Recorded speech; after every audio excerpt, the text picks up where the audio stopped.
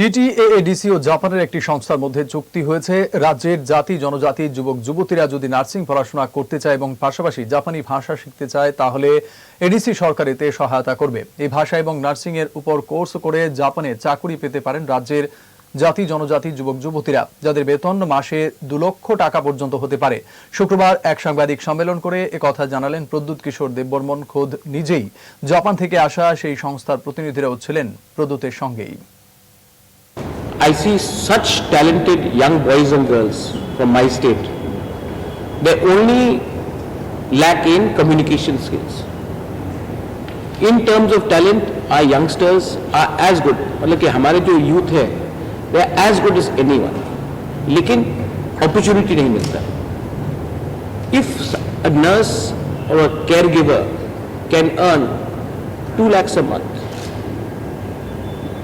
their accommodation is looked after, everything is looked after, they can have a better tomorrow. And learning a new language